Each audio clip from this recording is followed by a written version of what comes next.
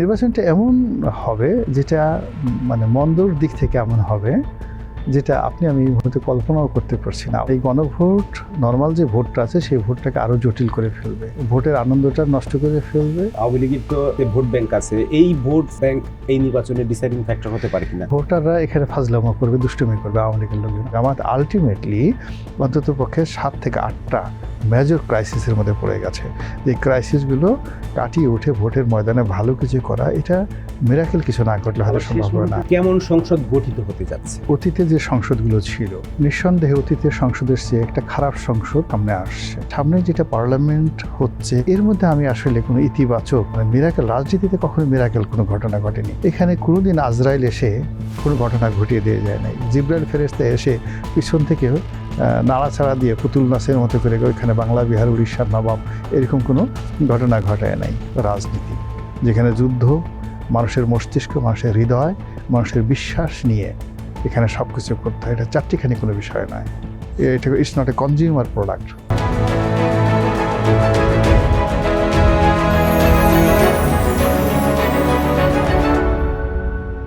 Hello everyone, আর cable presents কেমন সংসদ চাই শোতে আপনাদের সবাইকে স্বাগতম।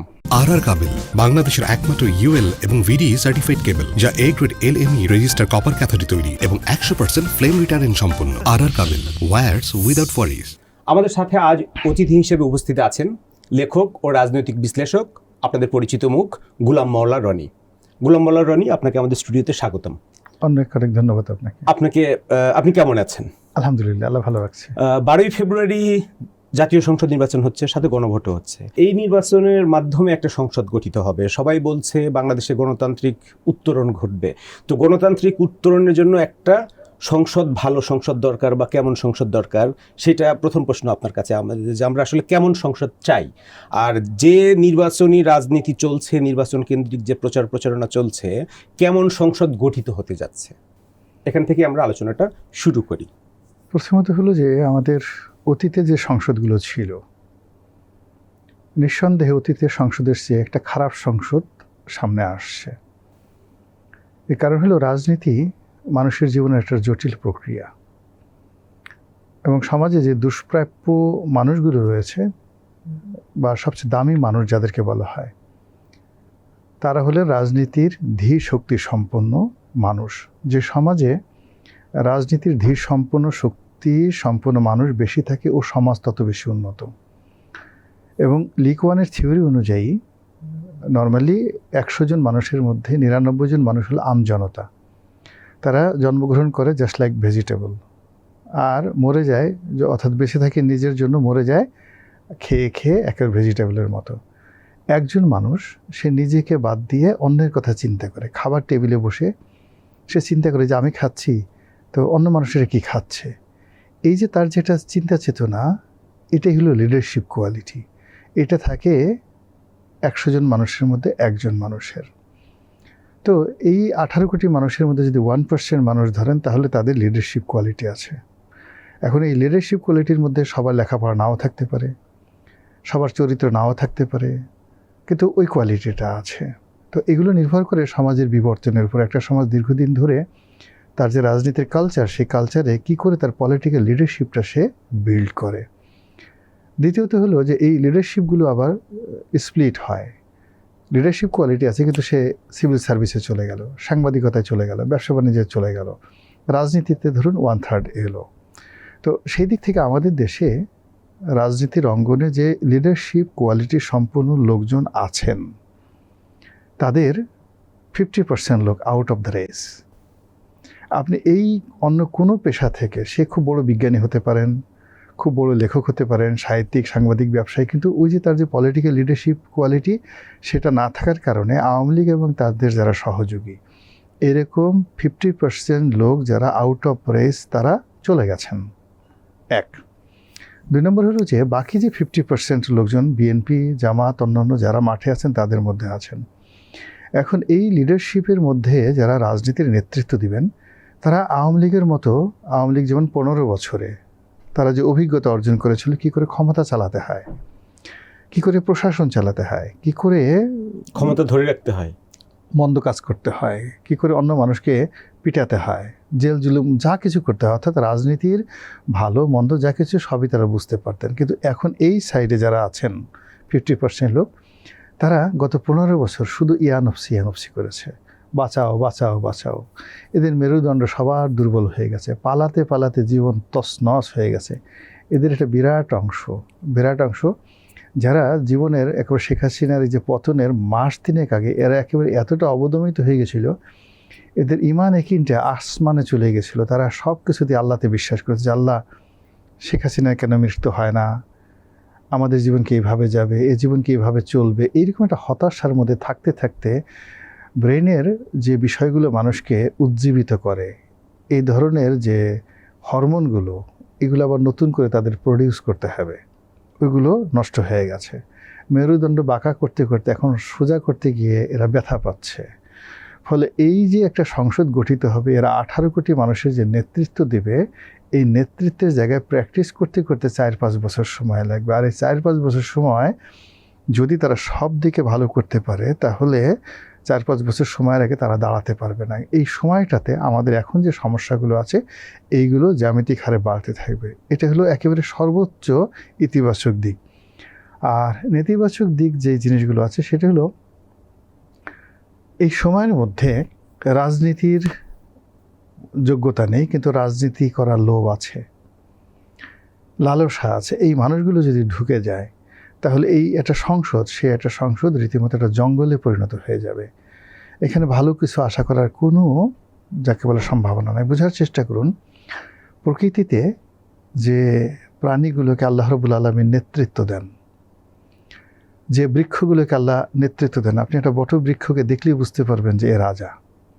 আপনি একটা কৃষ্ণচূড়ার সামনে গেলেই, তার ফুল দেখলেই আপনি বুঝতে পারবেন যে প্রকৃতির অনন্য একটা সম্পদ। আপনি বাঘ, সিংহ থেকে শুরু করে যে সকল রয়্যাল অ্যানিম্যাল রয়েছে, আপনি দেখলেই বুঝতে পারবেন।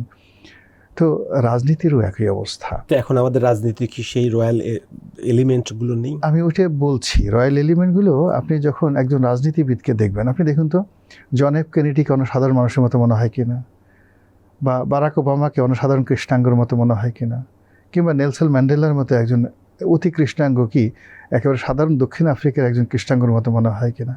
অত দূরে যাওয়ার দরকার নাই। এখন এই মুহূর্তে ইব্রাহিম তারোরের কথা চিন্তা করেন, বুরকিনা ফাসোর একজন 35 বছর বয়স্ক যুবক। আপনি দেখে মনে হয় কিনা দেখেন তো, তাকে নেতার মতো মনে হয় কিনা। কিংবা আপনি উগান্ডাতে যান, উগান্ডাকে দিয়ে দেখেন, সিলভিও মুসেভিনির দিকে তাকিয়ে দেখেন, সাধারণ মানুষের মতো তাকে মনে হয় কিনা। আল্লাহ যাদেরকে নেতা বানান, তাদের চেহারা, সুরত, তাদের বডি কনস্ট্রাকশন, যে জাতির জন্য নেতা হবেন তাদের চাইতে অ্যাভারেজের চাইতে সুন্দর হয়, অ্যাভারেজের চেয়ে বলিষ্ঠ হয়, দেখতে সুন্দর। আপনি খালেদা জিয়ার দিকে তাকিয়ে দেখেন, বঙ্গবন্ধুর দিকে তাকিয়ে দেখেন, জিয়াউর রহমান সাহেবের দিকে তাকিয়ে দেখেন, ইভেন শেখ হাসিনার দিকে তাকিয়ে দেখেন। সাধারণ অর্ডিনারি নারী পুরুষের থেকে তাদেরকে আপনি কিছুটা হলে ডিফারেন্ট করতে পারবেন। কিন্তু এখন আমাদের সামনে যারা নেতৃত্ব দিতে এগিয়ে আসছেন, তাদেরকে আপনার কয়জন অ্যাভারেজ বাঙালির চাইতে শ্রেষ্ঠ মনে হচ্ছে, নাকি অ্যাভারেজ বাঙালির চাইতে অদ্ভুত মনে হচ্ছে? তাদের কথাবার্তা, আচার আচরণের মধ্যে কোনো মিশন আছে, নাকি অ্যাভারেজ বাঙালির চাইতে তাদের আরও বিলো স্ট্যান্ডার্ড আছে? এটা আমার আপনার কিছু বলার দরকার না। আপনি শুধু শুনে রাখেন আর নিজে নিজে চিন্তা করেন, এরা যদি নেতৃত্বে যায় তাহলে আপনার উন্নয়ন হবে, ভালো হবে। আর এরা যদি সংসদ গঠিত করে, সেই সংসদে ভালো কি হবে না মন্দ কি হবে, এটা বোঝার জন্য খুব বেশি রকেট বিজ্ঞানী হওয়ার দরকার নেই, সাধারণ ABCD জানলে যথেষ্ট। তা আপনি বলছেন যে অতীতের সব সংসদের থেকে আগামী সংসদ খারাপ সংসদ হবে, কিন্তু অতীতে যত সমস্যা ছিল তার থেকে এখন সমস্যা তো আমাদের আরও অনেক বেশি। তাহলে সমস্যা এরকম ক্রাইসিসের মধ্যে, এত বড় ক্রাইসিসে আমরা কিন্তু এই গত 3 দশকে পড়ি নাই। আমাদের অর্থনীতি বলেন, রাজনীতি বলেন, প্রতিষ্ঠানগুলো বলেন, সব কিছু মিলাই তো ক্রাইসিস তো অনেক বড়। এই ক্রাইসিস মোকাবেলার জন্য আমাদের আসলে কেমন সংসদটা দরকার? এখানে সংসদ বড় দরকার না, এখানে মূল ব্যাপার লিডারশিপ দরকার। সংসদ তো একটা অর্নামেন্ট, এটা একটা প্রতিষ্ঠান। এখানে যে সিস্টেমের মধ্যে কিছু লোক যাবে, তারা কথাবার্তা বলবে, ওইখানে লিডার তো দরকার। হ্যাঁ, এখন ওখানে সরকারি দল, বিরোধী দল এবং সংসদের মধ্যে 300 জনের মধ্যে অন্তত 30 জন লোক যাদেরকে দেখলে আপনার মনে হবে এরা ব্যতিক্রম। যেমন একটা সময় মনে হতো মওদুদ আহমেদ ব্যতিক্রম, কাজী জাফর আহমেদ ব্যতিক্রম, তোফায়েল আহমেদ ব্যতিক্রম, শাহ আজিজুর রহমান সাহেব ব্যতিক্রম। তো তো এরকম অনেকই ব্যতিক্রম। আমরা যখন 9th পার্লামেন্ট হলো, 9ম পার্লামেন্ট, আপনি তো তখন সেই সময়তে গিয়েছেন, আমরা তরুণরা এসেছি, কিন্তু অ্যাটলিস্ট আপনি 20-25 জন তরুণকে, বিএনপি, আওয়ামী লীগ, তাদেরকে দেখে আপনি মনে হবে যে না এরা ব্যতিক্রম কিছু করবে। এবং আমরা কিন্তু এখনও পর্যন্ত মোরাললেস আছি, রাজনীতির ভিতরে হোক, আলোচনায় হোক, সমালোচনায় হোক, যেভাবে হোক না কেন, ওই 9 পার্লামেন্টে যারা স্টার হয়েছে ওরাই কিন্তু এখন রাজনীতিতে স্টার। এর বাইরে নতুন কোনো স্টার গত 15 বছরে আওয়ামী লীগ তৈরি করতে পারেনি, মানে 14 বা 18 পার্লামেন্ট করতে পারেনি। আবার এখন ধরেন এই সময়টাতে আমরা যাদেরকে পেলাম, আমরা পেলাম হাসনাতকে, সার্জিসকে, মাহফুজকে, তাসনিম যারা অবশ্য ছিল না কিন্তু এখন আসছে। এখন এরকম যদি 10-12 জন তরুণ দেখেন, এর বাইরে তো সবই পুরনো লোক। অন্যান্য যারা জামাতের আমির পুরনো লোক, মির্জা আব্বাস পুরনো লোক, তারেক রহমান সাহেব পুরনো লোক। তো ওনারা কি করতে পারেন বা না পারেন এটা তো আমরা সবাই জানি। তারা নতুন, মানে এখন তাদের বয়স হয়েছে, অসুখ আছে, বিসুখ আছে, সমস্যা আগের সাথে বেড়েছে, দেশের সমস্যা বাড়ছে, তাদের নিজেদের শরীরের সমস্যা, মনের সমস্যা, তাদের নানা রকম প্যানিক, ফ্রাস্ট্রেশন। তো এই জিনিসগুলো নিয়ে তারা খুব বেশি ভালো কিছু করবে পুরনোরা, এটা আশা করাটাই এক ধরনের নির্বুদ্ধিতা। অন্যদিকে যারা নতুন আছেন, যাদের ভালো করবে বলে আমরা আশা করতে পারি, এখন এই নতুন যারা 17 মাসে, তারা তো ভালো করতে পারেননি, তাদের সবার বিরুদ্ধেই বদনামে এসেছে। তাদের মধ্যে আমরা নতুন কোনো কিছু দেখিনি, যেটা অতীতের আওয়ামী লীগ করেনি, অতীতের বিএনপি করেনি, এমন কোনো কিছু তাদের মধ্যে আমরা দেখিনি। এটা কি তাদেরকে সমালোচনা করার জন্য তাদের বিরুদ্ধে এই প্রচারণাটা চালানো হচ্ছে কিনা? না, আমরা তো কেউ তার সমালোচনা এখনো তাদেরকে করছি না, মানে করিও না। বদনামের কথা যেগুলো বলেছেন, বদনাম হলো এটা তাদের কর্মকাণ্ড। প্রোপাগান্ডাও তো হতে পারে যে তারা যে কাজ করেনি তাদের নামে সেগুলো প্রচারণা করা না, তারা এখন ধরেন যে অবস্থাতে রয়ে গেছে, তারা একটা দামি গাড়িতে চড়েছে, লোকজন ছবিতে প্রকাশ করেছে, অন্য একজনে তাকে গাড়িতে উঠতে বলছে, তারা চড়ছে। এই যে এখন তারা নির্বাচনের হলফনামায় তাদের সম্পদ বর্ণনা করেছে, তাদের যারা লোকজন আছে তারা হাঁসের মাংস খেয়েছে থেকে শুরু করে 5 স্টার ওয়েস্টিন হোটেলে গেছে, মানে যে জিনিসগুলো মানে আলটিমেটলি একেবারে বলার আগেই প্রমাণিত, মানে এগুলো প্রোপাগান্ডা হওয়ার কোনো রিজনই নেই। অথচ আপনি সবই ধরুন প্রোপাগান্ডা, ভালো কথা। তাদের সম্পর্কে আমরা যা কিছু শুনেছি 100% প্রোপাগান্ডা, আপনার কথা ধরে নিলাম। আপনি 17 মাসে তাদের একটা কাজ দেখান যার প্রতি আমরা মানে গর্ব করে তাকাবো, আনন্দ চিত্তে সেই কথাগুলো প্রকাশ করব, এবং আমরা আশাবাদী হব যে যেহেতু তারা গত 17 মাসে এই ভালো কাজগুলো করেছে, আগামীতেও তারা এই ভালো কাজগুলো আরও বেশি করে করবে যদি রাষ্ট্র ক্ষমতা পায়। আপনি দেখাতে পারবেন না। ফলে কি হচ্ছে যে সামনে যেটা পার্লামেন্ট হচ্ছে বা হওয়ার জন্য তোড়জোড় হচ্ছে, যা কিছু হচ্ছে, এর মধ্যে আমি আসলে কোনো ইতিবাচক মানে মিরাকেল, রাজনীতিতে কখনো মিরাকেল কোনো ঘটনা ঘটেনি। রাজনীতি is a physics, is a chemistry, is a mathematics, it's a geometry. এখানে প্রত্যেকটা জিনিসই মানে কার্যকারণ হয়। একটা কাজ করবেন, সেটার ফলাফল অন্য একটা কাজ হবে। এখানে কোনোদিন আজরাইল এসে কোনো ঘটনা ঘটিয়ে দিয়ে যায় নাই। জিব্রাইল ফেরেশতা এসে পিছন থেকে নাড়াচাড়া দিয়ে পুতুল নাচের মতো করে ওইখানে বাংলা, বিহার, উড়িষ্যার নবাব এরকম কোনো ঘটনা ঘটায় নাই। এখানে যদি আপনি মহাভারত পড়েন, মহাভারতের মধ্যে দেখবেন যেখানে দেবতারা বরং মানুষের উপদেষ্টা হয়েছে। কথা যারা যুদ্ধ করেছে সেটা অর্জুনের উপদেষ্টা ছিলেন কৃষ্ণ। এখানে দেবতারা মানুষের সাহায্যকারী হয়। পৃথিবীটা খুবই একটা জটিল বিষয়। এখানে আপনাকে কাজ করতে হবে, কাজের মাধ্যমে আপনার অর্জন করতে হবে, এবং সেই অর্জন এবং কাজ, এটার মধ্যে সবচেয়ে এক্সট্রিম পর্যায়ের কাজ, সেই কাজ হলো রাজনীতি, যেখানে যুদ্ধ, মানুষের মস্তিষ্ক, মানুষের হৃদয়, মানুষের বিশ্বাস নিয়ে এখানে সব কিছু করতে হয়। এটা চারটিখানি কোনো বিষয় নয়, এটা it's not a consumer product. তাহলে জুলাই অভ্যুত্থানের মাধ্যমে যে প্রত্যাশার জন্ম হয়েছিল, বিশেষ করে তরুণ সমাজের ভিতরে পরিবর্তনের যে তাদের যে একটা চাওয়া, প্রত্যাশা, সংস্কার, সেটার ফিউচার কি হবে? এটার ফিউচার অন্ধকার। ফিউচার আলটিমেটলি তো অন্ধকার হয়ে গেছে।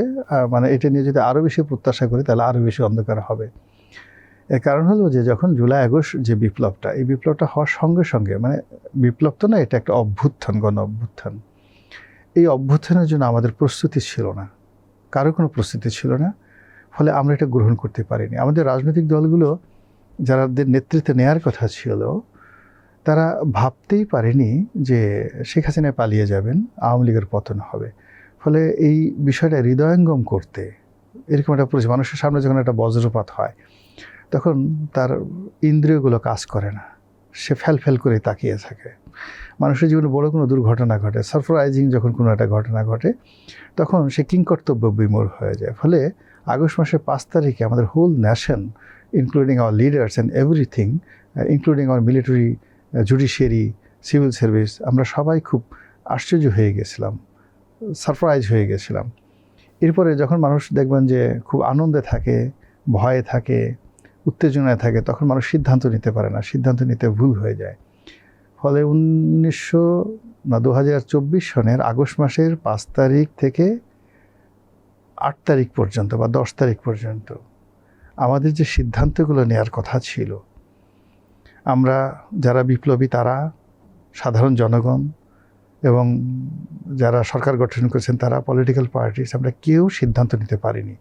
আমরা শুধু আনন্দ করেছি এবং শেখ হাসিনা যে চলে গেছে এটা সেলিব্রেট করেছি, উদযাপন করেছি। ফলে কি হলো, ওই কয়দিনের যে ভুল এবং ভ্রান্তি, ওই কয়দিনের যে ভুল সিদ্ধান্ত, তার দায় আমরা এখন বহন করছি এবং আগামীতে আরও করতে হবে। কি সিদ্ধান্ত নেওয়া উচিত ছিল আমাদের, যেটা আমরা করতে পারিনি ওই 3 দিনে? আমি যেটা এখন মনে করি যে প্রথমত যে এই সিদ্ধান্তটা আমরা যেমন সরকার যেটা গঠিত হয়েছে ওটা ওই সময় ক্যান্টনমেন্টের ইচ্ছায় গঠিত হয়েছে, কোনো পলিটিক্যাল সিদ্ধান্তে এই সরকার গঠিত হয়নি। কিন্তু যেটা দরকার ছিল, এই অভ্যুত্থানের পরে যে সরকারটা গঠিত হবে 100% it was dominated, operated and control by the political authority, যেটা শূন্য, জিরো হয়নি। কোনো পলিটিক্যাল পার্টি বলতে পারবে না যে আমার ইচ্ছায় এই সরকার গঠিত হয়েছে, কেউ বলতে পারবে না। ডক্টর মোহাম্মদ ইউনূস সর্বোচ্চ উনি এতটুকুই বলতে পারবেন যে আমার কাছে জিজ্ঞাসা করা হয়েছিল একে উপদেষ্টা বানানো হবে কিনা, আমি বলেছি যে আমার কোনো আপত্তি নাই। গঠনটা তো আপনার 8 তারিখে হয়ে গেল, প্রধান উপদেষ্টা হিসেবে ডক্টর মোহাম্মদ ইউনূস শপথ নিলেন। তারপরে গত 16 মাস 17 মাস তারা তো বিভিন্ন রকম চেষ্টা করেছে, সেই চেষ্টায় কি কোনো পরিবর্তন আপনি দেখতে পাচ্ছেন না? না, কোনো পরিবর্তন আমি দেখতে পাচ্ছি না। কোনো সংস্কার না, কিচ্ছু না, নাথিং। সব আরও উল্টো হয়েছে, আমাদের জন্য বুমেরাং হয়েছে। বিকজ যারা সংস্কার করবেন তারা তো আসলে সংস্কার করার উপযুক্ত না। আপনি বোঝার চেষ্টা করুন। আমি তো আগেই বললাম যে সমাজের যারা রাজনৈতিক নেতৃত্ব দেন, হিউম্যান কোয়ালিটিতে তারা এক্সট্রিম পর্যায়ের থাকেন। তাদের যে ব্যক্তিত্ব, একজন লোক হয়তো দেখা গেল যে 8 পাস করেছে কিন্তু সে সংসদ সদস্য হয়ে আছে, আপনি ক্লোজলি তার সাথে না মিশলে বুঝতে পারবেন না তার কী পরিমাণ সাহস, তার কী পরিমাণ ব্যক্তিত্ব। সে ওই দেখা গেল কে ভাইস চ্যান্সেলর, কে মন্ত্রী, কে ডাজ নট ম্যাটার, ওর ভিতর সেই শক্তিটা আছে। তো এখন সেই রাষ্ট্রকে যারা নিয়ন্ত্রণ করবে, 18 কোটি মানুষকে নিয়ন্ত্রণ করবেন, এই পলিটিক্যাল লিডার্সরা করবেন। কিন্তু এখানে এসে দেখা গেল আমরা একজন বদিউল আলম মজুমদার সাহেবকে নিয়ে আসলাম, আলী রিয়াজকে নিয়ে আসলাম। It sounds good, looks good, biodata বড় আছে, কিন্তু তারা খুবই ভালো মানুষ একটা এনজিও চালানোর জন্য, একটা বিশ্ববিদ্যালয়ের ক্লাস নেওয়ার জন্য, একটা গবেষণাপত্র তৈরি করার জন্য। Even they are not qualified to be the vice chancellor of university because it's a administrative post. ফলে ইউনিভার্সিটির শিক্ষকদের মধ্যে যাদের রাজনৈতিক নেতৃত্ব না থাকে তারা কখনোই ভালো ভাইস চ্যান্সেলর হতে পারেন না। তারা ভালো শিক্ষক হতে পারেন, ভালো শিক্ষক ভালো ভাইস চ্যান্সেলর হতে পারেন না, আবার ভালো ভাইস চ্যান্সেলর অনেক সময় ভালো শিক্ষক নাও হতে পারেন না। তো এখন এখানে যে 8 তারিখে যেটা গঠন করা হয়েছে, মানে আপনি সব দেখেন তো, আদিলুর রহমান, আসিফ নজরুল সাহেব, রেজওয়ানা, মানে যারাই হয়েছেন তাদের জীবনে কখনো তারা নেতা ছিলেন, they are ever in the life was a leader.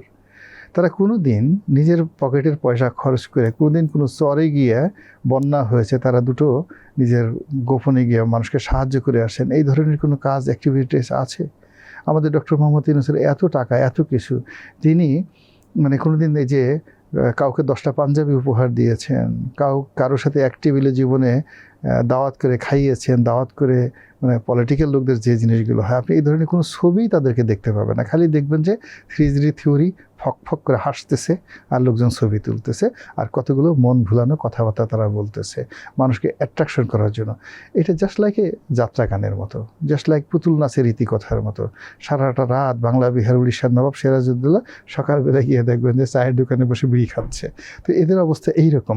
Normally যে এখন ধরেন যে সমস্ত লোকজন আছে, বিশ্বাস করে আমি তো রাজনীতির ময়দানে দেখছি একজন এমপি প্রার্থী বা সত্যিকার অর্থে যারা পলিটিক্যাল লিডারশিপ আছে, এদের একটা ধমক সহ্য করার মতো অবস্থা। খালি একটা জোরে ধমক দেয়, এই ক্যাবিনেটে এই উপদেষ্টা মণ্ডলীতে একটা সিঙ্গেল লোক নাই, খালি ধমক দিবে একজন রাজনৈতিক নেতা, ওই ধমকের পর সে দাঁড়ায় থাকবে, ওই অবস্থানে ঠ্যাং ঠুং কাঁপতে কাঁপতে চিত হয়ে পড়ে যাবে, সঙ্গে সঙ্গে অনেকের সেন্সলেস হয়ে যাবে। মানে দিস ইজ মানে পলিটিক্যাল লিডারশিপ। আমরা একটু নির্বাচনের রাজনীতি প্রসঙ্গে কথা বলি। এখন আগামী নির্বাচনটা স্পষ্টতই দুইটা জোটের ব্যাটল হয়ে গেছে। আওয়ামী লীগ না থাকায় আওয়ামী লীগ নির্বাচন অযোগ্য ঘোষিত হয়, আওয়ামী লীগকে কার্যক্রম ব্যান করার ফলে আপনার জামাত ইসলামীর নেতৃত্বে একটা বড় জোট, 10 দলের একটা জোট গঠিত হয়েছে। 11 দল ছিল, ইসলামী আন্দোলন ছেড়ে গেছে, দল ছেড়ে আলোচনায় আমরা আসবো। আর এদিকে বিএনপির নেতৃত্বাধীন একটা জোট আছে। এই দুই জোটের যে আপনার পোলারাইজড ইলেকশনটা হতে যাচ্ছে, কেমন নির্বাচন হতে যাচ্ছে? প্রথমত এখানে আসলে ইলেকশনে জাতীয় পার্টির যে কয়টা জন প্রার্থী হয়েছেন এর মধ্যে 2-3 জন যাদের পলিটিক্যাল যোগ্যতা আছে, পুরো জিনিসটাই বিএনপির নিয়ন্ত্রণে। জামাতের যারা লোকজন আছেন তারা সারাটা জীবন যদি এককভাবে জামাত নির্বাচন অতীতে যদি করে থাকে তাহলে তারা 2টো সিট পেয়েছে। আর অতীতে যারা জামাতের সিট পেয়েছে, এখন যারা আছেন, মিয়া গোলাম পারওয়ার সাহেব এমপি হয়েছেন, আব্দুল তাহের সাহেব অতিথিপুর এমপি হয়েছেন, হামিদুর রহমান আজাদ এমপি হয়েছেন, কিন্তু তারা তো বিএনপির আশ্রয়। স্বতন্ত্র ইন্ডিপেন্ডেন্টলি বিএনপি এবং আওয়ামী লীগকে চ্যালেঞ্জ জানিয়ে 1991 এবং 1996 সালে তারা এককভাবে নির্বাচন করেছিল। আপনার 1996 সালে তারা এককভাবে নির্বাচন করে কটা সিট পেয়েছিল, বা 91তে আপনি গিয়ে দেখেন খুব ভালো না, কিন্তু মানে রেজাল্ট করতে ভালো না, কিন্তু তারা যখনই যে তারা 30, 35 বা 20টা সিট আসে, এরা সবসময় অন্য একটা পার্টির সাথে নেগোসিয়েশন করে আসে। তো এইবার আর দ্বিতীয়ত অতীতে তাদের যে ফার্স্ট টায়ারের যে যাকে বলা হয়, জামাতের মধ্যে 2টো গ্রুপ আছে। একটা গ্রুপ হলো আধ্যাত্মিক নেতা, গোলাম আজমদের মতো যারা আধ্যাত্মিক নেতা, আর একটা গ্রুপ আছে মাঠে ময়দানের নেতা, যেমন আলী হাসান মুজাহিদি, কাদের মোল্লা, কামরুজ্জামান, ওনাদের মতো। তো এই নেতৃত্বটা জামাত 20-25 বছর বসে গড়ে তুলেছিলেন। এখন সেই নেতৃত্ব নেই।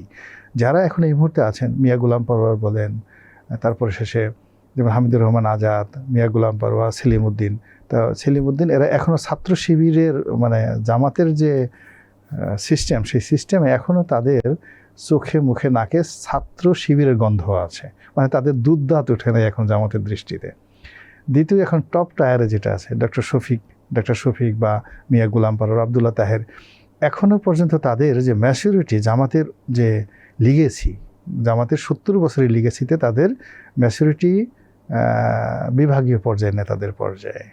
তো বিভাগীয় পর্যায়ে নেতাদের ম্যাচুরিটি নিয়ে জামাতের মধ্যে একটা বিরাট সংগঠন তারা নেতৃত্ব দিয়ে, আবার বিএনপির প্রথম সারির নেতাদের সাথে তাদের যে অতীতের যে সম্পর্ক, সেটা রাতারাতি ইচ্ছে করলেও তারা মির্জা আব্বাসের সাথে চোখ উল্টাতে পারবে না, ধমক দিয়ে কথা বলতে পারবে না, বা একই টেবিল। এখন ধরুন এখন মওদুদ আহমেদ, সালাউদ্দিন কাদের চৌধুরী, মির্জা ফখরুল ইসলাম আলমগীর, ওনারা যখন এক টেবিলে বসেন, অন্যদিকে তুফাইল আহমেদ সাহেব, আমির হোসেন আমর, সুরঞ্জিত সেনগুপ্ত, মতিয়া চৌধুরী, ওরা যখন এক টেবিলে বসছেন, সেখানে যে পলিটিক্যাল যে আলোচনা, একটা যাকে বলা হয় লেভেল প্লেইং ফিল্ড যেটাকে বলা হয়, সেটা সমতা থাকতো। কিন্তু এখন আপনি কি দেখেন, এখানে জামাতের আমির হঠাৎ টাটকা ওলি হয়ে যাচ্ছেন, মাহফুজকে দেখলে, নাহিদকে দেখলে আমাদের সালাউদ্দিন সাহেবের হার্টবিট শুরু হয়ে যাচ্ছে। তিনি যে হ্যান্ডশেক করছেন, অবশ্যই দেশে মনে হচ্ছে যে নাহিদকে তিনি জুলিয়াস সিজার অথবা মাহফুজকে তিনি নেপোলিয়ন বোনাপার্ট, ওটা মনে করে তার সাথে হ্যান্ডশেক করছেন।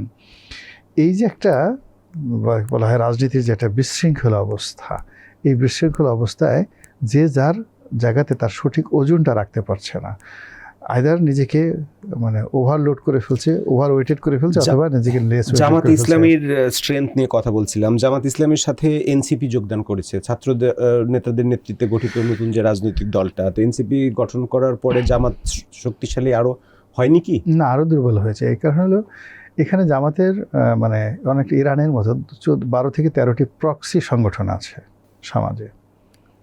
এদের কেউ মানবাধিকার সংগঠন, এদের কেউ ব্যবসায়ী সংগঠন, এদের কেউ পেশাজীবী সংগঠন।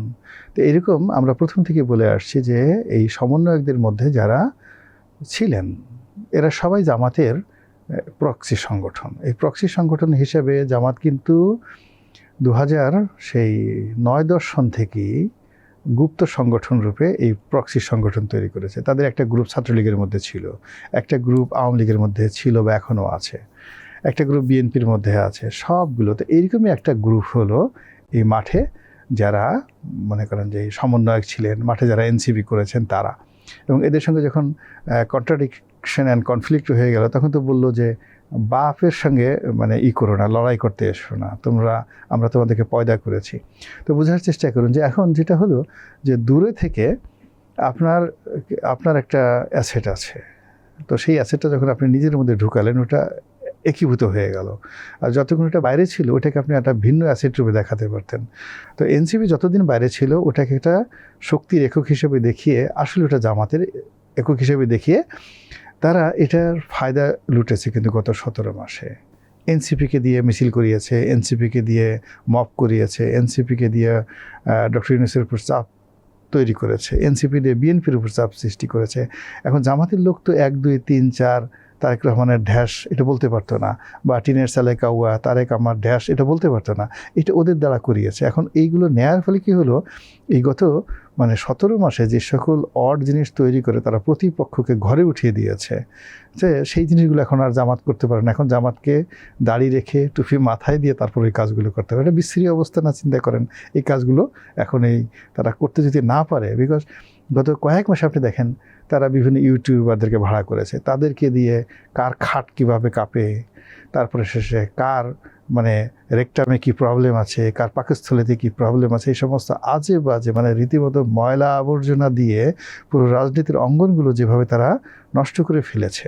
এখন এই লোকগুলোকে যদি তারা নিজেদের মধ্যে একীভূত করে ফেলে, তাহলে তো পুরো দায় দায়িত্ব তাদেরকে নিতে হবে।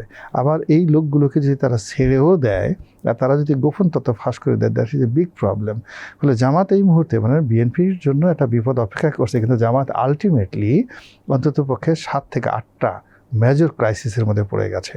যে ক্রাইসিসগুলো কাটিয়ে উঠে ভোটের ময়দানে ভালো কিছু করা, এটা মিরাকেল কিছু না ঘটলে আবার শেষ মুহূর্তে তার জোট থেকে ইসলামী আন্দোলন, জামাত বাদে বাকি যে সংগঠনগুলো আছে, 11 দলের জোট ছিল, তার ভিতরে কিন্তু আপনার ভোটের যদি বেস চিন্তা করেন, ইসলামী আন্দোলনের একটা গুড বিভিন্ন জায়গায় স্ট্রং হোল্ড আছে। ইসলামী আন্দোলন বের হয়ে গেছে জোট থেকে, তারা এককভাবে নির্বাচন করবে 260 বা 68টা আসনে। তাহলে ইসলামী আন্দোলনে বের হয়ে যাওয়াটা জামাতকে কি উইক করলো, নাকি তার স্ট্র্যাটেজিটাকে আবার নতুন করে সাজাতে হেল্প করলো? এই মুহূর্তে আসলে দুই পক্ষই ক্ষতিগ্রস্ত হয়েছে। এর কারণে এদের মধ্যে নৈতিক দূরত্ব, ব্যবসায়িক দূরত্ব, আইডিওলজিক্যাল আদর্শগত যে দূরত্ব অনেক দিনের পুরনো। চরমোনাইয়ের যে পীর সাহেব, এখন যে পীর সাহেব আছেন, তার আগে তার বাবা পীর ছিলেন, তার আগে তার দাদা পীর ছিলেন, তো দাদার আগে তার বাবা দাদার বাবাও পীর ছিলেন, তো অনেক পুরনো। তো এটা মোটামুটি জামাতের যে মাওলানা আবুল আল্লাহ মওদুদী আর চরমোনাই পীর সাহেবের যে পরদাদা, এরা সমসাময়িক। এবং ওই দিন থেকেই মওদুদী সাহেব যেদিন থেকে রাজনীতি শুরু করেছেন, জামায়াত ইসলামী শুরু করেছেন, আর ওনারা যেদিন থেকে চরমোনাই যে ওদের যে পীরবার শুরু করেছেন, সেদিন থেকে তাদের সেই বিরোধ। তো এতদিনের একটা পুরনো বিরোধ, মোর দ্যান 75 ইয়ার্স তাদের যে বিরোধটি, এটি 1-2 মাসে শেষ হওয়ার কথা না। জামাতকে তারা মনে করে মুনাফেক, এরা কখনো ভেস্তে যাবে না। এরা এবং চরমোনাই পীর সাহেবদের অনেক ওয়াজ মাহফিল আপনি জামাতদের সম্পর্কে বিষোদ্গার পাবেন। আবার জামাতের লোকজন এভাবে তারা রিয়্যাক্ট করেনি, কিন্তু তাদের মনে মনে ক্ষমতা হলো, তারা মনে মনে তাদের একটা আকাঙ্ক্ষা হলো যদি কোনোদিন ক্ষমতা পায় তারা মাজারগুলো রাখবে না। এই ধরনের পীর ব্যবসা, এটা ভণ্ডামি। তাদের যে মওদুদিবাদ, যেটা তারা মওদুদির বাদের আগে যে ওহাবিবাদের আগে তারা ইবনে তাইমিয়ার যে থিওলজি, ধর্মতত্ত্ব তারা প্রচার করে, সেখানে আসলে এই পীর প্রথা, পীরবাদ, পীরতন্ত্র পা ধরে সালাম করা, তারপর শেষে ভক্তদের কাছে টাকা নেওয়া, তারপর ফু দেওয়া, এই জিনিসগুলো তারা মনে করে যেটা শিরক, এটা ইসলাম থেকে খারিজ হওয়া একটা গ্রুপ, এরা কাফের। এই জিনিসগুলো তারা মনে করেন, তারা বলে না। আবার অন্যদিকে যারা পীরবাদ, তারা মনে করে যে এরা আসলে খারিজ হয়ে গেছে, তারা প্রকাশ্যে তাদেরকে কাফের বলে। আপনি দেখেন জামাতকে কাফের বলার জন্য এই আব্বাসি, ঠাব্বাসি যারা আছে, তাহেরি, তারপরে অন্যান্য যারা আছে, প্রকাশ্যে তাদেরকে কাফের ফতোয়া দিয়ে তারপর নারায়ে তাকবীর তারা স্লোগান তুলে। তো এই যে ইসলামী আন্দোলন বের হয়ে আসার সময়ও যে ঘোষণাটা আসছে, সেটাও কিন্তু এরকম একটা অ্যাকুজেশন তাদেরকে দেওয়া হয়েছে যে ওই আপনার আল্লাহর আইন চাই, সৎ লোকের শাসন চাই, জামাত ইসলামী এই স্লোগান থেকে সরে এসে এখন তারা আর ক্ষমতায় গেলে শরিয়া আইন কায়েম করবে না, তারা লিবারেল লতে চলবে, তারা তাদের আদর্শচ্যুতি হয়েছে। এই ধরনের একটা অভিযোগও ইসলামী আন্দোলন করেছে, এবং এইটার জবাবে তারা জামাত ইসলাম থেকে তাৎক্ষণিক জবাব দেওয়া হয়েছে যে আমরা আমাদের আদর্শ জায়গা থেকে এখনো সরে আসিনি। মানে ওইটা বলছি যে মানে এখানে তারা এই 17 মাসে জামাত অনেকগুলো চরিত্র তারা নষ্ট করেছে। আগেকার দিনে আওয়ামী লীগ জামাতের যে চরিত্র ছিল, এটা এই সময়টাতে এসে তারা 180 ডিগ্রি অ্যাঙ্গেলে উল্টো হয়ে গেছে। এখন তারা অনেকটা মানে কি বলবো, বদরি যোদ্ধাদের মতো হয়ে গেছে। এরপরে তারা যে বিষয়গুলো কখনো প্রশ্রয় দিত না, অশ্লীলতা, অশ্রাব্যতা, তাদের মানে এই যে দেখবেন যে বট বাহিনীর যে সকল অশ্লীল গালাগালি, অশ্রাব্যতা, এটাকে জামাত মনে করেছে যে এটা তাদের একটা অ্যাসেট। সেগুলো কি জামাতেরই বট বাহিনী নাকি অন্য কারো বট বাহিনী? এটা সবাই একটা ওপেন সিক্রেট যে আওয়ামী লীগ জমানাতে বা এখনও পর্যন্ত ইন্টারনেটে যে সকল বট বাহিনী দিয়ে যে সকল খুব অশ্লীল অশ্রাব্য গালাগাল হয়, এগুলো সবই জামাতের। এখন রিসেন্টলি বিএনপি মানে আওয়ামী লীগ শুরু করেছে এই গালাগালি শুরু করেছে, কিন্তু জামাতের কাছে তারা শিশু এখন পর্যন্ত। তো এটা আসলে জামাত যেভাবে ধরেন কোরআনের কথা বলে, হাদিসের কথা বলে, নরম কথা বলে, এর সাথে এই জিনিসগুলো যায় না। তো সব মিলিয়ে এটা নিজেদের সঙ্গে এটা যেটাকে ইংরেজিতে বলা হিপোক্রেসি, সেই হিপোক্রেসির কারণে এখন তাদের যে সম্ভাবনাগুলো ছিল সেই সম্ভাবনাগুলো বিপত্তি হয়ে দেখা দিয়েছে। আওয়ামী লীগের পতন, ক্ষমতা থেকে ক্ষমতাচ্যুত হওয়া, আওয়ামী লীগের নিষিদ্ধ হয়ে যাওয়ার পরেই আমরা দেখতে পেলাম জামাতের একটা বড় উত্থান হলো এবং বলা হচ্ছে বাংলাদেশের স্বাধীনতার পরে জামাত এখন যেভাবে শক্তিশালী, এত শক্তিশালী দল কখনোই ছিল না। কখনোই তারা এককভাবে ক্ষমতার কন্টেন্ডার কিন্তু কখনোই ছিল না। এইবার কিন্তু আপনার হয় বিএনপি জোট অথবা জামাত জোট, কেউ একজন ক্ষমতায় আসবে। আমরা জামাতের শক্তি দুর্বলতা নিয়ে একটু কথা বললাম। বিএনপির সামনে কি কি ক্রাইসিস দেখেন বা এখনো কি কি ক্রাইসিসের ভিতর দিয়ে যাচ্ছে? বিএনপির মধ্যে বিএনপির ঘর কেমন আছে এখন? না, বিএনপির মধ্যে প্রথমত হলো বিএনপির যারা প্রথম সারির নেতা এরা বেশিরভাগই মারা গিয়েছেন। অন্য যারা প্রথম সারির বয়স্ক নেতৃবৃন্দ রয়েছেন এরা সবাই প্রায় অসুস্থ, শারীরিকভাবে অসুস্থ, দলেও তাদের অবস্থা ভালো নেই। নতুনদের মধ্যে মানে তারেক রহমান সাহেবের ঘনিষ্ঠ যারা লোকজন আছে এর মধ্যে স্টার পলিটিশিয়ান একমাত্র সালাউদ্দিন সাহেব। অন্যদিকে মির্জা ফখরুল, মির্জা আব্বাস, গয়েশ্বর বাবু থেকে শুরু করে যারা সিনিয়র নেতৃবৃন্দ ছিলেন এদের সঙ্গে তারেক রহমান সাহেবের কখনো ভালো সম্পর্ক ছিল আমরা এটা শুনিনি। আমরা বাইরে যেটা দেখি এটা জাস্ট একটা অভিনয়। থার্ডলি হলো তারেক রহমান সাহেব লন্ডনে 17 বছর ছিলেন। বাংলাদেশের আবহাওয়া, প্রকৃতি, পরিবেশ, খাওয়া দাওয়া এই জিনিসগুলোর সঙ্গে তার অ্যাডজাস্ট হতে কিছুটা সময় তো নেবেই, অ্যাটলিস্ট 6 মাস 1 বছর তো লাগবেই, মানে সর্বোচ্চ যদি হয়। তারপরে হলো যে বাংলাদেশে তার বিশ্বস্ত বন্ধু লাগবে। মানে আপনি ধরুন মওদুদ আহমেদ, ব্যারিস্টার আব্দুল সালাম তালুকদার, ওয়াইদুর রহমান, ওয়াইদুর রহমান সাহেবদের মতো লোক যারা বেগম জিয়াকে একজন বেগম জিয়া তৈরি করেছেন। তো সেক্ষেত্রে তারেক রহমান সাহেবকে মানে দেশ নেতা হিসেবে তৈরি করার জন্য ঠিক ওই পর্যায়ের নেতা লাগবে। যেমন ধরেন একজন শেখ হাসিনাকে তৈরি করার জন্য তাকে অন্ততপক্ষে 10টা বছর নার্সিং করেছে আবুল মাল আব্দুল মুহিত, মশিউর রহমান, এসটি ইমাম, টপ লেভেল। তো এখানে লোক কারা?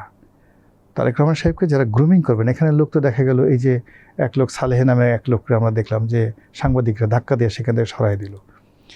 এখানে আমরা লোক বলতে দেখছি সেই নুরুল হক নুরুকে, লোক দেখছি জোনায়েদ সাকিকে, লোক দেখছি তারপরে শেষে ওনার ঘনিষ্ঠ লোকজন দেখছি ওনার সাথে সবসময় করে ওই যে ববি হাজ্জাজকে, তো আলনালিপ রহমান পার্থকে, প্লাস উনি লন্ডন থেকে যাদেরকে নিয়ে আসছেন মাহাদিকে দেখছি, আর একজন পররাষ্ট্রমন্ত্রী হবে কি যেন নাম, আমি এখন নাম মনে করতে পারছি না। এখন এই যারা লোকগুলো আছেন তাদের নিজেদেরই অসংখ্য অপূর্ণতা রয়েছে। এখন তারা তারেক রহমান সাহেবকে কীভাবে গ্রুমিং করবেন? এখন একজন মানুষ লেখাপড়া জানতেন না, ধরেন সম্রাট আকবর, তাকে যে গ্র্যান্ড হিউম্যান হিসেবে তৈরি করলেন, তো তার পিছনে তার নান জুয়েল ছিল। এবং ওই সময়তে রাজা টোডরমল, আবুল ফজল, ফৌজি, তো তাদের মতো তারা বিশ্বমানের সারা দুনিয়ার যত জ্ঞানীগুণী লোক ছিলেন সব জ্ঞানীগুণী লোক মুঘল কোর্টে, রয়্যাল কোর্টে একত্র হয়ে একজন সম্রাট আকবর তৈরি করেছেন। এখন জনাব তারেক রহমান সাহেবকে তো ওইরকম সঙ্গী লাগবে। তো ওনার আশেপাশে তো সেই সঙ্গীগুলো যারা আছেন তাদের পারফরমেন্স, তারা যদি এখন মধুর সাহেবের সাথে যারা জিয়াউর রহমানকে বানিয়েছেন, একজন জিয়াউর রহমানকে কারা বানিয়েছেন? ফেরদৌস আহমেদ কুরেশি, তারপর শেষে সেখানে হামিদুর রহমান চৌধুরী, আবুল মনসুর আহমদ, সেখানে শাহ আজিজুর রহমান, মানে বাংলাদেশের ভারতের সর্বভারতীয় রাজনীতিতে দেয়ার আর ম্যানি জিনিয়াস, যে জিনিয়াসগুলোকে জিয়াউর রহমান সাহেব নিয়েছিলেন এবং তারা তাকে একজন জিয়াউর রহমান বানিয়েছেন। বিএনপির সাংগঠনিক পর্যায়ে কোনো বড় ধরনের সংকটের মধ্যে দিয়ে বিএনপি যাচ্ছে? না, হ্যাঁ, অবশ্যই। তো সারা বাংলাদেশে তো প্রচুর এই মানে ইলেকশনের এখন আছে, যেটা এই সময়তে লোভ, লালসা, ভয়, ভীতি বিভিন্ন কারণে মনে করছেন বিএনপি ক্ষমতায় আসবে, তো অযথা লিডারের সাথে আমি গণ্ডগোল করব, এরকম একটা আতঙ্কে অনেকে চুপচাপ আছে। কিন্তু ইলেকশনের পরে দেখবেন যে এটা মানে ইলেকশন হলেও সমস্যা বাড়বে, না হলেও সমস্যা বাড়বে। মারামারি, দ্বন্দ্ব সংঘাতটা এমন একটা পর্যায়ে চলে যাবে যেটা নিয়ন্ত্রণ করার জন্য তার সেই অপারেশন ক্লিন হার্টের চাইতে অপারেশন ক্লিন হার্ট স্কোয়ার লাগবে বা কিউবিক লাগবে, আদারওয়াইজ এটা সম্ভব হবে না। আমরা যদি একটু হাইপোথেটিক্যালি চিন্তা করি, যেহেতু আমরা বললাম দুইটা জোটের ভিতরেই এই ভোট যুদ্ধটা হচ্ছে, এই দুইটা জোটের একটা জোট আপনার ট্রেজারি বেঞ্চে বসবে আর একটা জোট অপোজিশনে বসবে। জামাত ট্রেজারি বেঞ্চে, বিএনপি অপোজিশনে বসতে কেমন হবে সরকার সংসদ? জামাত অপোজিশন বেঞ্চে, বিএনপি ট্রেজারি বেঞ্চে, কেমন হবে সরকার সংসদ, যদি আপনি সংক্ষেপে প্রেডিক্ট করেন? পুরোটাই মানে ফানি। মানে আপনি একটা কলা গাছে মানে তেল মেখে একটা বানরকে যদি বলেন তুমি উঠো, ওই দৃশ্য আপনার কাছে যেমন মনে হবে, ঠিক ওই যে আপনি যেভাবে হাইপোথেটিক্যাল বললেন, ঘটনা তো ঘটবে, ওই তো ঘটনা নির্বাচন হলে তো ঘটনা ঘটবে। আমাদের দেশে তো আমি যে ঘটনা ঘটলাম, আমাদের দেশে কি যাত্রাগান হয় না? আমাদের দেশে কি পুতুল নাচ হয় না? আমাদের দেশে স্পোর্টসে কি গ্রামের ছেলেমেয়েরা কলা গাছ বেয়ে উপরে ওঠার চেষ্টা করে না? আমরা কি সেই দৃশ্য দেখে হাসি না? আর এর মধ্যে যে ফার্স্ট আমরা কি তাকে পুরস্কার দেই না? এরকম ঘটনাই ঘটে, বোঝার চেষ্টা করেন একটা বিরাট শূন্য। আমরা একটু রিয়েল পলিটিক্সে আসি তাহলে, হাইপোথেটিক্সে না থাকি। এই নির্বাচনে যেটা বলছিলাম, আওয়ামী লীগের কার্যক্রম নিষিদ্ধ। আওয়ামী লীগের তো কিছু ফলোয়ার আছে, কিছু ফলোয়ার আছে, ভোট ব্যাংক আছে। এই ভোট ব্যাংক এই নির্বাচনে ডিসাইডিং ফ্যাক্টর হতে পারে কিনা, কোন দিকে টার্ন নিতে পারে? না, ভোটাররা এখানে ফাজলামো করবে, দুষ্টুমি করবে আওয়ামী লীগের লোকজন। আওয়ামী লীগ এমনি, আমি বলি যে এই দলটা ইন জেনারেল একটা দুষ্ট দল। হ্যাঁ, রাজনীতির যত দুষ্টমি তাদের মুখস্থ, তো কাজেই তারা এখানে ঘুটু লাগাবে আঞ্চলিক ভাষায়। আমি কথাগুলো বলছি প্রমিত বাংলায় নয়, কিন্তু আপনার যারা দর্শক তারা এই শব্দগুলো খুব পছন্দ করে। ঘুরু, গরেশ্বরের ঘু, ডরেশ্বরের ঘুরু লাগাবে। অর্থাৎ যেখানে দেখবে এই নির্বাচনের মাঠে জামাতের সাথে, জামাতের পক্ষ অবলম্বন করলে বিএনপির ক্ষতি হবে, তারা দলে দলে জামাতের মিছিলে যাবে। যেখানে বিএনপির পক্ষ অবলম্বন করলে জামাতের ক্ষতি হবে, তাই কাজ করবে। যেখানে স্বতন্ত্রের পক্ষে গেলে তারা কি রিয়েল কিং মেকার হবে? তারা কিং মেকিং করার সুযোগই দেবে না। তারা ওই মেকিংয়ের আগেই মানে যাতে একে অপরের সঙ্গে ঈর্ষা হয়, কেওয়াজ হয়, গন্ডগোল হয়, মানে এই জিনিসগুলো করার জন্য তারা সবকিছু করবে। তাহলে সংক্ষেপে যদি একটু জানতে চাই, নির্বাচনটা কেমন হতে পারে বা কেমন হতে যাচ্ছে? মানে নির্বাচনটা এমন হবে যেটা মানে মন্দর দিক থেকে এমন হবে যেটা আপনি আমি এই মুহূর্তে কল্পনাও করতে পারছি না, আউট অফ আওয়ার ইমাজিনেশন। এই নির্বাচনের সাথে গণভোট অনুষ্ঠিত হতে যাচ্ছে, যে গণভোটে জুলাই সনদ বাস্তবায়নের উপরে হ্যাঁ না ভোট হচ্ছে, এবং সেখানে সরকারেরও একটা অবস্থান আছে, দলগুলোর একটা অবস্থান আছে। আপনার পর্যবেক্ষণ, সরকার কিন্তু হ্যাঁ ভোটের ক্যাম্পেইন চালাচ্ছে। মানে আপনি এখানে বললেন যে সরকার ওভার অ্যাক্টিং করছে, মানে এই গণভোট নর্মাল যে ভোটটা আছে সেই ভোটটাকে আরও জটিল করে ফেলবে, ভোটের আনন্দটা নষ্ট করে ফেলবে, এবং সরকারের যে লক্ষ্য বা রাজনৈতিক দলগুলোর যে গোল, সেই গোল থেকে এই গণভোটের যে বিষয়টি, এটি তাদেরকে বিচ্যুত করে ফেলবে। গোলাম মোল্লা রানী, আপনাকে অসংখ্য ধন্যবাদ আমাদের সময় দেওয়ার জন্য। আপনি ভালো থাকবেন, সুস্থ থাকবেন, নিরাপদে থাকবেন। আপনাকে অনেক অনেক ধন্যবাদ। ডিয়ার ভিউয়ার্স, আমাদের সাথে থাকার জন্য আপনাদেরও ধন্যবাদ। আপনারা ভালো থাকবেন, সুস্থ থাকবেন, নিরাপদে থাকবেন।